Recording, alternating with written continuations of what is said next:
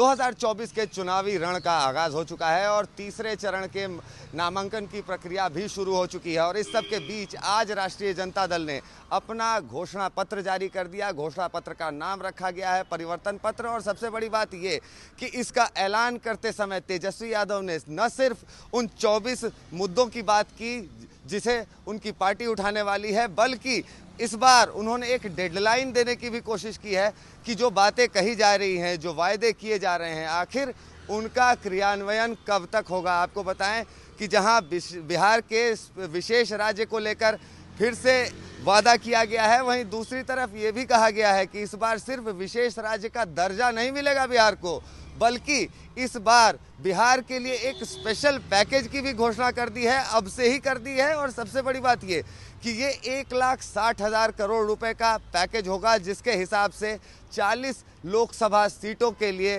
करीब करीब 4-4 हज़ार करोड़ रुपए का फंड एलोकेट होगा। सबसे बड़ी बात आपको ये बताएं कि इसके अलावा रोजगार के लिए उन्होंने साफ तौर पर यह कहा कि 15 अगस्त को बेरोजगारी पर वार करेंगे और उस दिन कोई बड़ा ऐलान करेंगे अगर विपक्ष यानी महागठबंधन की सरकार केंद्र में बन पाती है तो। इसके अलावा उन्होंने अग्निवीर पर हमला किया, साफ तौर पर कहा कि ये जो अग्निवीर की योजना है इसे साफ तौर पर रोक देगी सरकार। और इसके अलावा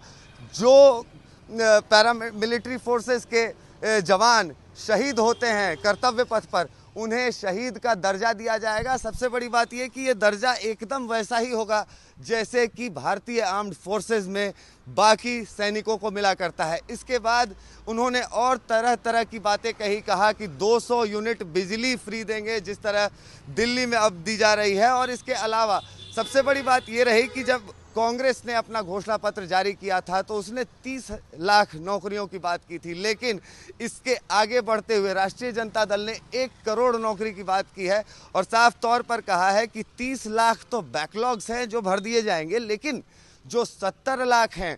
उन रोजगारों का, उन नौकरियों का सृजन करेगी सरकार अगर महागठबंधन सत्ता में आया तो। लेकिन सबसे बड़ी बात ये कि जहां महागठबंधन की तरफ से तेजस्वी तमाम बड़े वादे कर रहे थे, बड़ी बड़ी बातें कर रहे थे, उन मुद्दों को उठा रहे थे जो उनके मैनिफेस्टो में है, जो उनके घोषणा पत्र में है, लेकिन वहीं दूसरी तरफ बीजेपी और जनता दल यूनाइटेड या कहें कि पूरा का पूरा एनडीए वो काफ़ी हमलावर दिखा। सबसे बड़ी बात ये कि जहां बिहार भाजपा के अध्यक्ष सम्राट चौधरी ने कहा कि जब उन्हें कुछ करना ही नहीं है तो ऐसा कुछ भी बोलने से क्या मतलब है। और सबसे बड़ी बात ये कि नौकरी दिए जाने पर उन्होंने तंज कसते हुए ये कह दिया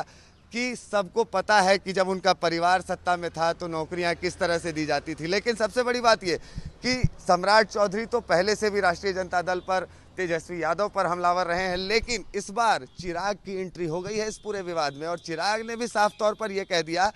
कि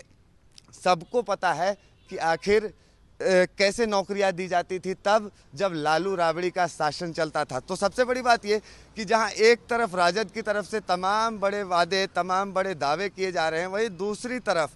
जो भाजपा है, जदयू है या पूरा एनडीए का कुनबा है वो पूरी तरह से हमलावर है। और सबसे बड़ी बात आपको ये बताएं कि इस सब के बीच अब भी जो असमंजस की स्थिति बनी हुई है महागठबंधन के अंदर, बिहार के अंदर, वो अब भी बरकरार है। आपको बताएं कि कहने को सीट शेयरिंग एग्रीमेंट हो चुका है, लेकिन अब भी कई ऐसी सीटें हैं जिसके ऊपर कौन उम्मीदवार होंगे, किसकी उम्मीदवारी होगी, इस पर फैसला नहीं हो पाया है। आपको बताएं कि कांग्रेस के पास कम से कम ऐसी 6 सीटें हैं अब भी जहां उम्मीदवार ही तय नहीं हो पाया है। लेकिन सबसे बड़ी बात यह कि जिस तरह से मुद्दों के साथ सामने आए और इस बार डेडलाइन बताई है, आपको बताएं कि इस बार साफ तौर पर यह कहा गया है कि रक्षाबंधन के दिन जो गरीब महिलाओं के लिए 1 लाख रुपए की बात कही है वो सब काम किया जाएगा और डेडलाइन इस बार की सबसे इंपॉर्टेंट है। कैमरा पर्सन उदय के साथ आदित्य वैभव, चुनाव आज तक।